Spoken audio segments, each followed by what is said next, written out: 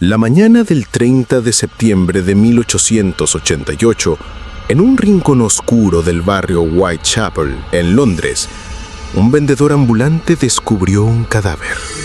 La víctima era Elizabeth Stride y su garganta había sido brutalmente cortada.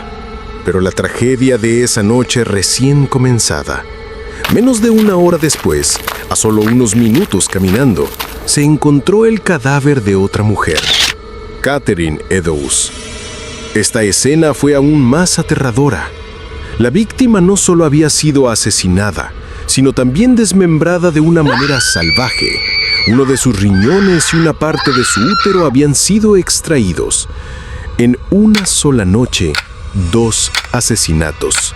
Toda la ciudad de Londres se dio cuenta de que no solo estaban enfrentándose a un asesino, estaban enfrentándose a un monstruo, un fantasma sin rostro, un demonio que emergía de la niebla. Unas semanas después, un paquete fue enviado al jefe del comité de vigilancia de Whitechapel.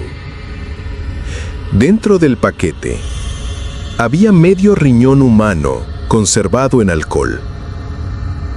Junto a esto, había una carta con una aterradora línea inicial: enviado desde el infierno.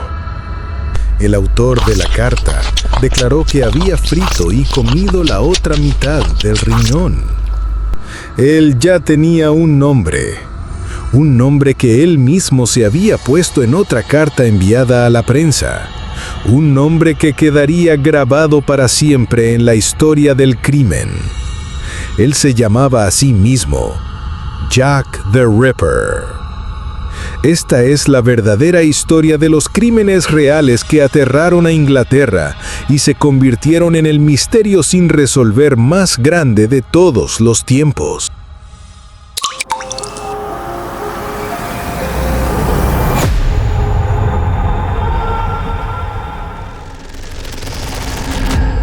Jack el Destripador. Para comprender el horror de Jack the Ripper, primero debemos entender cómo era Whitechapel en 1888. No era el Londres espléndido que solemos ver en las películas. Whitechapel era un laberinto de callejones estrechos, sucios, sin luz y llenos de desesperación.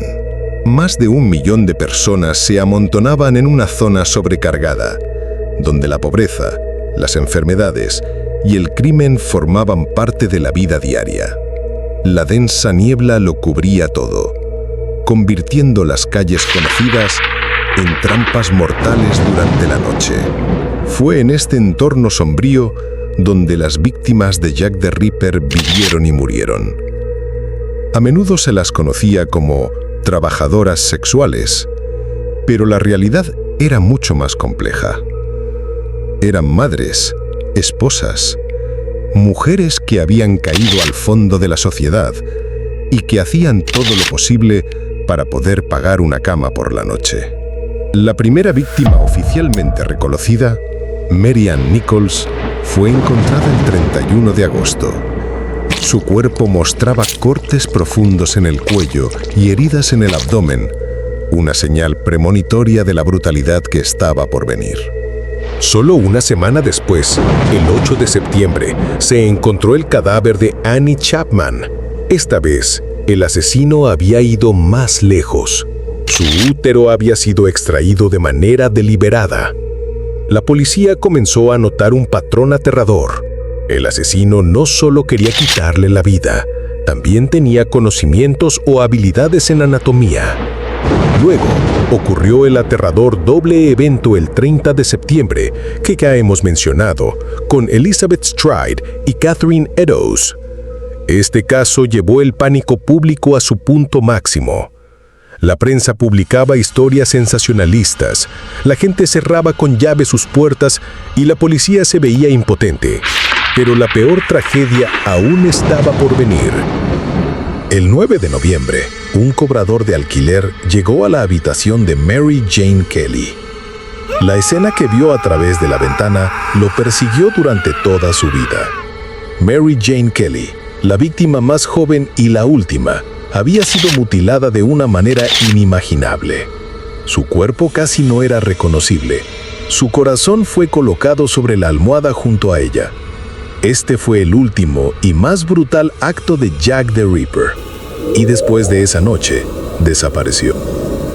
Se desvaneció en la niebla de Londres, dejando un legado de miedo y uno de los enigmas históricos más grandes.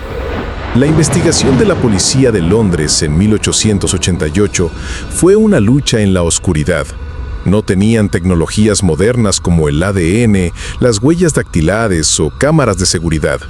Su principal método de investigación era patrullar, interrogar a los testigos y esperar tener suerte. Miles de personas fueron interrogadas, cientos fueron detenidas, pero no hubo resultados. El asesino parecía un fantasma. Actuaba rápida y eficazmente, en los oscuros callejones en cuestión de minutos y desaparecía sin dejar rastro. Esto llevó a una de las principales hipótesis. El asesino debía ser una persona local, alguien que conociera el laberinto de Whitechapel como la palma de su mano. Pero lo que hizo que este caso fuera tan único y se convirtiera en una leyenda fue la interacción del asesino con el público y la policía. Cientos de cartas fueron enviadas, en las cuales el autor se autodenominaba el asesino. La mayoría de estas cartas se consideraban bromas de acosadores o periodistas buscando atracción. Sin embargo, hubo 3 cartas que se consideraron con posibilidades de ser auténticas. La carta Dear Boss, querido jefe, enviada el 27 de septiembre, fue la primera vez que apareció el nombre Jack the Ripper. Al principio la policía pensó que era una burla, pero solo 3 días después ocurrió el doble evento y una de las víctimas fue mutilada en la oreja, un detalle mencionado en la carta. Luego, la postal Saucy Jackie, Jackie el Travieso, que hacía referencia a 2 asesinatos en la misma noche, una información que aún no se había hecho pública. Y por último, la carta más espeluznante, From Hell, desde el infierno, acompañada de medio riñón. Este riñón se cree que era de la víctima Catherine Eddowes. Estas cartas transformaron el caso de una serie de crímenes reales en un juego psicológico.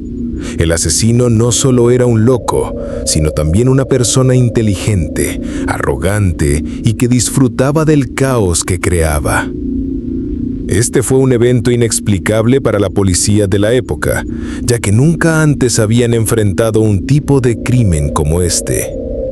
Más de un siglo después, el caso sigue siendo un caso sin resolver. Pero eso no ha detenido a los investigadores, tanto amateurs como profesionales, de presentar innumerables teorías. Vamos a considerar algunos de los sospechosos más destacados en este documental de misterio. Sospechoso 1. Monteith John Druitt. Un abogado y maestro con antecedentes familiares de enfermedades mentales. Desapareció poco después del último asesinato y su cadáver fue encontrado en el río Támesis. La teoría sugiere que se suicidó por culpa. Análisis. Su desaparición es muy sospechosa. Sin embargo, no hay pruebas directas que lo vinculen con los crímenes. Sospechoso 2. Aaron Kosminski, un barbero polaco que vivía en Whitechapel, conocido por tener problemas mentales y un profundo odio hacia las mujeres. Este fue el principal sospechoso del inspector Frederick Aberline, quien estaba al mando de la investigación. Análisis. En 2014, un análisis de ADN de un pañuelo que se cree que pertenecía a la víctima, Catherine Eddowes, mostró una posible conexión con los descendientes de Kosminski. Sin embargo, la autenticidad del pañuelo y los resultados de ADN siguen siendo muy controvertidos dentro de la comunidad científica. Sospechoso 3. Severin Klosowski, también conocido como George Chapman, un médico polaco que también vivía en Whitechapel. Más tarde fue condenado y ahorcado por envenenar a sus 3 esposas. Análisis. Tenía conocimientos médicos y fue un asesino en serie comprobado. Sin embargo, el método de asesinato que utilizaba, envenenamiento, es completamente diferente a la brutalidad con cuchillo de Jack the Ripper. Sospechoso 4. Walter Sickert, un famoso pintor británico. La escritora de novelas de crimen, Patricia Cornwell, gastó millones de dólares tratando de demostrar que Sickert era Jack the Ripper. Ella argumenta que sus pinturas contienen pistas ocultas sobre los asesinatos. Análisis. Aunque interesante, esta hipótesis se basa en gran parte en suposiciones y no es aceptada por los historiadores convencionales. Y hay muchas más teorías, desde personas comunes hasta miembros de la familia real británica. La verdad es que es posible que nunca sepamos con certeza lo que ocurrió. Los asesinatos de Jack the Ripper cesaron de manera repentina a finales de 1888. Nadie sabe por qué. ¿Acaso murió? ¿Fue arrestado por otro delito? ¿O simplemente satisfizo su sed de sangre? Pero su legado perdura para siempre.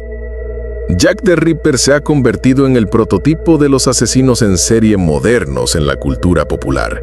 Su caso expuso la cara oscura de la sociedad industrial, obligando al gobierno a implementar reformas sociales en los barrios pobres. También marcó el nacimiento del sensacionalismo en la prensa, cuando los periódicos se dieron cuenta de que el miedo podía vender muchas copias. Y lo más importante, cambió la forma en que la policía investiga el crimen, estableciendo las bases para las futuras técnicas de perfilación criminal. Jack the Ripper no fue solo una persona. Se convirtió en un símbolo, una leyenda oscura, un fantasma que aún deambula en las páginas de la historia, en las películas y en nuestras pesadillas. Un misterio sin resolver perfecto, porque permite que nuestra imaginación llene los vacíos. Después de escuchar todo esto, ¿en qué hipótesis crees más? ¿El asesino es uno de estos sospechosos? ¿O podría ser alguien completamente diferente que la historia ha olvidado? Deja tus pensamientos en los comentarios abajo. Si te atraen los casos sin resolver como este, suscríbete y activa la campanita de notificaciones para que podamos explorar juntos los próximos archivos misteriosos. Gracias por seguirnos.